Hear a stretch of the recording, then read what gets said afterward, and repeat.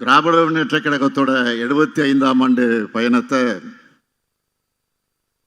நினைவு கூறக்கூடிய இந்த விழாவிற்கு அறிவு திருவிழான்னு உதயநிதி பேர் வச்சிருக்கிறார். இதைவிட பொருத்தமான தலைப்பு வேற இருக்க முடியாதுன்னு தான் சொல்லணும். கழகத்தை தொடங்கினது அறிஞர் அண்ணா. 50 ஆண்டு காலம் அதை கட்டி காத்தவர் நம்முடைய முத்தமிழறிஞர் கலைஞர். கழகத்தினுடைய முதல் தலைமையகம் பெயர் என்னன்னா அறிவகம். தலைவர் கலைஞர் கட்டிய தற்போதைய தலைமையகத்தோட பேரு அறிவாலயம். இப்படி அறிவை மையப்படுத்தி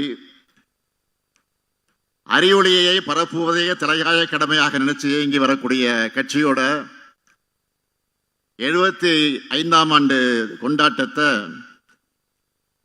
அறிவு திருவிழான்னு சொல்லாம வேற என்ன சொல்லி அழைக்க முடியும்? உலக பொதுமறை வழங்கிய வள்ளுவருக்கான இந்த கூட்டத்தில் தலைவர் கலைஞர் விரும்பிய அறிவு திருவிழாவை ஏற்பாடு செய்துள்ள இளைஞரணியின் செயலாளர் கொள்கை இளவல் தம்பி உதயநிதி அவர்களையும் அவருக்கு துணை நிற்கக்கூடிய இளைஞரணியினுடைய தம்பிமார்களையும் நெஞ்சார பாராட்டுகிறேன். தலைமை கழகத்தின் சார்பில் அவர்களை மனதார வாழ்த்துகிறேன் வாழ்த்துகிறேன் வாழ்த்துகிறேன். கடந்த 1 மாத காலமாக இந்த அறிவு திருவிழாவுக்கான பணிகள் தம்பி உதயநிதி அவர்கள் மும்முரமாக ஈடுபட்டு அந்த பணியை அவர் எந்த அளவிற்கு தன்னை ஒப்படைத்துக் கொண்டு பணியாற்றிக் கொண்டிருக்கிறார் என்பதை முரசொலி செய்திகள் தொடர்ந்து வந்து கொண்டே இருந்தது. நானும் சரி அப்படி என்னதான் நிகழ்ச்சி ஏற்பாடு செய்யறாங்கன்னு பார்ப்போம் அப்படின்னு காத்துக்கிட்டு இருந்தேன். நான் எதையும் கேட்கல. இடையில இந்த அறிவு திருவிழா பார்த்த பிறகு சொல்லுகிறேன், என்னுடைய நம்பிக்கை வீண் போகல என்று சொல்வதை விட, நல்லா கவனிங்க, வீண் போகல என்று சொல்வதை விட நான் நினைச்சதை விட சிறப்பாகவே ஏற்பாடு செஞ்சிருக்கீங்க. வள்ளுவர் கோட்டத்தில் என்ன சொல்றேன், தம்பி உதயநிதியோட கொள்கை பிடிப்பு மிக்க செயல்பாடுகளை பார்க்கிறப்போ ஐயன் வள்ளுவர் சொன்னாரு, மகன் தந்தை காற்றும் உதவி இவன் தந்தை என்னோற்றான் கொள்ளெனும் சொல்ல. அந்த குரலுக்கேற்ப தம்பி உதயநிதி செயல்படுகிறான்னு பெருமையோடு சொல்றேன். அந்த பெருமையோடு அவருக்கு ஒரு வேண்டுகோள் வைக்க விரும்புகிறேன். ஏன் என்னுடைய அன்பு கட்டளை என்று கூட சொல்லலாம். இந்த அறிவு திருவிழாவை இத்தோடு நிறுத்தாமல் தொடர்ந்து ஆண்டுதோறும் நீங்கள் நடத்திட வேண்டும். நிச்சயம் இளைஞரணி இதை சிறப்பாக நடத்தும் என்ற நம்பிக்கை எனக்கு நிரம்ப உண்டு. முழுக்க முழுக்க சாமானியர்களால் தொடங்கப்பட்டு 1967 முதல் மாநில கட்சியா ஆட்சியை பிடிச்ச சாதனை பிடிச்ச கழக வரலாற்றை இன்று வரை மீண்டும் மீண்டும் பல்வேறு கோணங்கள்ல பல ஆய்வாளர்கள் ஆர்வத்தோடு ஆராய்ச்சி பண்ணிக்கிட்டே இருக்காங்க. ஏதோ கட்சியை தொடங்கணும், அடுத்த முதலமைச்சர் நான் தான் அறிவிச்சோம்னு நாம் ஆட்சிக்கு வரல. கழகத்தோட தலைவர்கள் இருந்து கடைகோடி தொண்டர் வர சுற்றி சுழன்று பணியாற்றினாங்க. 18 ஆண்டுகள் உயிரை கொடுத்து ஒவ்வொருத்தரும் உழைச்சாங்க. எத்தனை பத்திரிகைகள், எத்தனை புத்தகங்கள், எத்தனை கூட்டங்கள், எத்தனை கொள்கை வகுப்பெடுப்புகள், நாடகங்கள், திரைப்படங்கள், எத்தனை போராட்டங்கள், எத்தனை சிறைவாசங்கள், எத்தனை தியாகங்கள், எத்தனை துரோகங்கள். திமுக உழைத்த உழைப்பு சாதாரண உழைப்பல்ல. சமூகத்தில் சரிவாதி மக்கள் படிப்பறிவு கூட இல்லாத இருந்த காலகட்டத்தில் குக்கிராமத்தில் இருக்கக்கூடிய முடி திருத்தும் கூடிய செல்லும் கூட மக்களின் சிந்தனையை திருத்துகிற மையமாக செயல்பட்டுச்சு. சைக்கிள் கடை, டீ கடைன்னு ஒரு இடம் விடாம திராவிட இயக்க இதழ்கள் ஒரு திமுக காரர் வாசிக்க அவரை சுத்தி 10 பேர் செவி வழியாக கேட்டு உலக வரலாற்றை தெரிஞ்சுக்கிட்டாங்க. கிராமத்தில் இருக்கிறவங்களும் கியூபா புரட்சியை தெரிஞ்சு வச்சிருந்தாங்க. ரஷ்ய புரட்சி பத்தி படிச்சு ஊக்கமும் உறுதியும் பெற்றாங்க.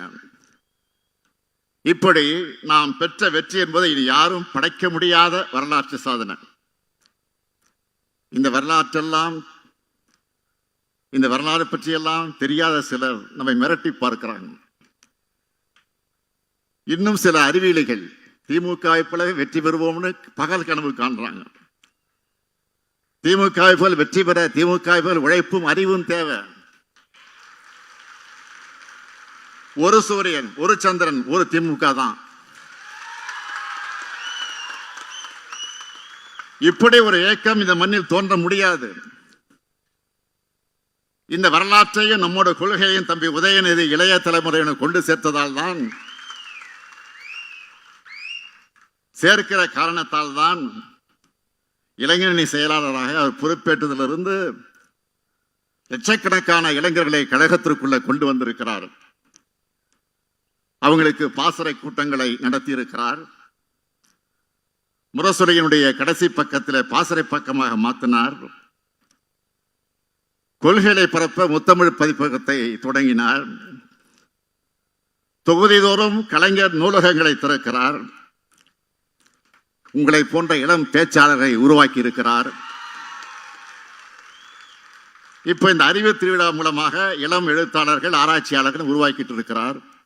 இதுதான் தந்தை பெரியார் செய்த பணி, பேரறிஞர் அண்ணா செய்த பணி, கலைஞர் செய்த பணி, நான் விரும்பும் பணி. இதை உதயநிதி செய்கிற காரணத்தால் தான் தந்தை என்பதை விட இந்த இயக்கத்தோட முதன்மை தொண்டன் என்ற வகையிலே நான் பெருமகிழ்ச்சி அடைகிறேன். இன்னைக்கு வெளியிட்டிருக்கக்கூடிய காலத்தின் நிறம் கருப்பு சிவப்பு புத்தக தலைப்பிலேயே நம்ம இயக்கம் எத்தகைய மாபெரும் அறிவு கருவூலமாக, கொள்கை தேர்வுடைய கோட்டமாக இருக்குன்னு வெளிப்படுத்தி இருக்காங்க. நம்மோட 75 ஆண்டு கால வரலாற்றையும் சாதனைகளையும் 1120 பக்கங்கள்ல உருவாக்க ஆலோசனை வழங்க நம்முடைய மதிப்பிற்குரிய சிந்தனை கருவூலம் ஐயா கா. திருநாவுக்கரசு அவர்கள், ஊடகவியலாளர்கள் திருமாவேலன் அவர்கள், விஜயசங்கர் அவர்கள், கோவை செழியன் அவர்கள் ஆகியோரையும், தொகுப்பாசிரியர் செந்தில், கருணா, திவாகர், நிறைமகேந்திரன், பிரகாஷ், கௌதம் ராஜ், பன்னீர் பெருமாள்னு எல்லோரையும் பாராட்டுறேன், வாழ்த்துறேன். திராவிட இயக்கத்துக்கு சார்பானவங்க மட்டும் இல்ல, திராவிட இயக்கத்துக்கு வெளியில இருந்து செயல்படுறவங்களும் திராவிட இயக்கத்தை விமர்சிப்பவங்களும் கூட கட்டுரைகளை எழுதியிருக்காங்க. இத்தனை கட்டுரையாளர் பார்வைகளை இப்படி ஒரு புத்தகம் உருவாகிறது மிகவும் சிறப்பு. இந்த புத்தகத்தை எல்லோரும் படிக்கணும், கண்டிப்பா படிக்கணும். இந்த நேரத்தில் இளைஞரணியும் இருக்க நான் ஒரு கோரிக்கை வைக்க விரும்புகிறேன். இந்த புத்தகத்தில் இருக்கிற கட்டுரைகளை காலத்துக்கு ஏற்ற மாதிரி வீடியோக்களாக மாற்றி சோசியல் மீடியாவில் எல்லாம் இளைஞர்களுக்கும் கொண்டு போய் சேர்க்கணும். நான் ஏன் இதை சொல்றேன்னா, அன்னை சோனியா காந்தி முதல் அகில இந்திய தலைவர்கள் அனைவரும் தங்கள் பார்வையில நம்மை அளவிட்டு எழுதியிருக்காங்க. இதுல ஒரு மாநில கட்சியை அகில இந்திய தலைவர்களும் மற்ற மாநில தலைவர்களும் புகழ்ந்து எழுதுகிற சாதாரணமாக எங்க நடந்துடாது. முக்கியமான தலைவர்கள் நம்ம இயக்கத்தை பத்தி சொன்ன கருத்துக்கள்ல ஹைலைட்டா ஒரே வரியில மட்டும் நான் இங்க பகிர்ந்துக்கணும் நான் விரும்புறேன். என்னுடைய அன்புக்குரிய அருமை சகோதரர் ராகுல் காந்தி அவர்கள் ஒடுக்குமுறையிலிருந்து மக்களை மீட்ட இயக்கம்னு சொல்லி இருக்கிறார். மதிப்பிற்குரிய லாலு பிரசாத் அவர்கள் சமூக நீதிக்காக 75 ஆண்டுகள் போராட இயக்கம்னு பாராட்டி இருக்கிறார். மதிப்புக்குரிய சரத்பவார் அவர்கள் கூட்டாட்சியினுடைய வலிமையான பாரம்பரியம் சொல்லியிருக்கிறார். மதிப்பிற்குரிய அகில இந்திய கம்யூனிஸ்ட் இயக்கத்தினுடைய தலைவர் டி ராஜா அவர்கள் சமத்துவத்தின் முகமாக இதை பார்க்கிறேன் என்று அவர் பாராட்டியிருக்கிறார். மதிப்பிற்குரிய ஃபரூக் அப்துல்லா அவர்கள் மதச்சார்பின்மை மற்றும் ஒற்றுமைக்காக பயணிப்பவர்கள் சொல்லியிருக்கிறார்கள். நம்முடைய அன்பிற்குரிய அகிலேஷ் என்ன சொல்லுகிறார்? எங்களுக்கும் திமுக இருப்பது லட்சியங்களுக்கான ஒருவன் சொல்லியிருக்கிறார். சகோதரர் தேஜஸ்வி அவர்கள் பீகார் மாநிலத்தினுடைய முதலமைச்சராக விரைவில் வர இருக்கக்கூடிய எதிர்பார்த்து கொண்டிருக்கக்கூடிய தேஜஸ்வி அவர்கள் நம்ம ஜனநாயகத்தின் தோழனாக பார்க்கிறார். அவர் மரியாதைக்குரிய அரவிந்த் கெஜ்ரிவால் அவர்கள் அனைவரையும் உள்ளடக்கிய இந்தியாவை கட்ட நினைக்கும் இயக்கம்னு சொல்கிறார். இப்படி இந்தியாவே போற்றும் இயக்கமாக நம்ம திராவிட முன்னேற்ற கழகம் வளர்ந்திருக்கு. இந்த சாதனைகளும் வளர்ச்சியும் தான் பலருடைய கண்களை உறுத்துது. நாம் பேசும் சமூக நீதி, சுயமரியாதை, மாநில சுயாட்சி, கூட்டாட்சி ஆகிய கருத்துக்கள் இன்றைக்கு இந்தியா முழுமைக்கு பரவிடுச்சு. என்னடா இவங்க தமிழ்நாட்டிலே முடக்க நினைச்சா இந்தியா முழுக்க தாக்கத்தை ஏற்படுத்துறாங்கன்னு கோபப்படுறாங்க. நான் பெருமையோடு சொல்றேன், இந்த அறிவு திருவிழா திராவிடம் வெல்லும், அதை காலம் சொல்லும் என்கிற அந்த முழங்கக்கூடிய திருவிழா இது. இதை ஏற்பாடு செஞ்சிருக்கக்கூடிய, இதில் இடம்பெற்றிருக்கக்கூடிய புத்தக கண்காட்சியில இருப்பது வெறும் திமுக புத்தகங்களையும் திராவிட இயக்க புத்தகங்களையும் மட்டும் வைக்காம பொதுவுடைமை இயக்க புத்தகங்கள், அம்பேத்கரிய புத்தகங்கள், பெண்ணிணைய புத்தகங்கள், அனைத்து வகைப்பட்ட அரசியல் புத்தகங்களும் களமா முற்போக்கு புத்தக கண்காட்சியை ஏற்பாடு செஞ்சிருக்கிறாங்க. முற்போக்கு கருத்துக்களை மக்களிடம் அறிமுகப்படுத்தி அவங்களை எழுச்சி பெற வைக்கிற என்ற பெயர் தந்தை பெரியார் செஞ்சிருக்கக்கூடிய பணியை நீங்க தொடர்ந்து செய்வது எனக்கு பெருமையாக இருக்கு. இங்க இருக்கக்கூடிய இளைஞர்கள் தம்பிமார்களை பார்க்கிறப்போ இது கூடி களையும் கூட்டம் அல்ல, காலந்தோறும் கொள்கைகளை கூறுகட்டிக் கொள்ளும் கூட்டமாக இருக்கிறத காரணத்தால் தான் எத்தனை பெரிய எதிரிகளாக வந்தாலும் எத்தனை பெரிய தந்திரங்களை கொண்டு நம்ம வீழ்த்த முடியலன்னு உணர்த்துது. கொள்கை ரீதியா திமுகவை வீழ்த்த முடியாத காரணத்தால் தான் இப்போ தேர்தல் ஆணையம் மூலமா திருட்டுத்தனமா குறுக்கு வழியில வீழ்த்த முடியுமான முயற்சி பண்ண பார்க்கிறாங்க. அதுதான் எஸ்ஐஆர். மறந்துடாதீங்க. ஏன் அந்த எஸ்ஐஆர் அவசர அவசரமாக நடத்தணும்? தேர்தல் நேரத்தில் குழப்பத்தை ஏற்படுத்தக்கூடிய இது வேணாம்னு எல்லா அரசியல் கட்சிகளும் வேண்டாம்னு சொல்லியும் ஏன் நடத்தணும்? இந்த கேள்விகளுக்கு பதில் சொல்லாம, இதையெல்லாம் காது கொடுத்து கேட்காம தேர்தல் ஆணையம் எஸ்ஐஆர் பணிகளை தொடங்கிட்டாங்க. இதுக்கு எதிராக சட்ட ரீதியாகவும் அரசியல் ரீதியாகவும் நாம் போராடிக்கிட்டு இருக்கோம், போராட போறோம், தொடர்ந்து போராட போறோம். அது வேற.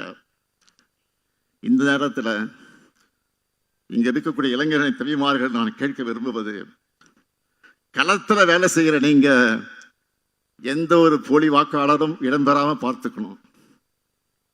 உண்மையான நம்ம வாக்காளர்கள் விடுபடாம பார்த்துக்கணும். யாருடைய வாக்குறையும் பறிபோகாம பார்த்துக்கணும். அதுக்கான களப்பணி ஆற்றணும். நம்ம இயக்க வரலாறு முழுக்கவே போராட்ட வரலாறு தான். நம்முடைய போராட்ட வரலாற்றை நினைவூட்டும் கொள்கை திருவிழா தான் இந்த அறிவு திருவிழா. முற்போக்கு விழாவா? கருப்பு, சிவப்பு, நீலம் சேர்ந்திருக்கிறப்போ எந்த காவியாலும் நம்ம எதுவும் செய்ய முடியாது. இந்தியாவின் ஜனநாயகத்தையும் தமிழ்நாட்டின் எதிர்காலத்தையும் காக்க 2019 முதல் தொடரக்கூடிய நம்முடைய பயணம் 2026 மாபெரும் வெற்றியை பெறும். திராவிட மாடல் 2.0 ஆட்சி அமையும். தந்தை பெரியாரின், பேரறிஞர் அண்ணாவின், தலைவர் கலைஞரின், இந்த முத்துவேல் கருணாநிதி ஸ்டாலின் கொள்கை வாரிசுகள் இருக்கும் வரையும் தமிழ்நாடு தலைக்குனியாது, தமிழ்நாடு போராடும், தமிழ்நாடு வெல்லும். நன்றி, வணக்கம்.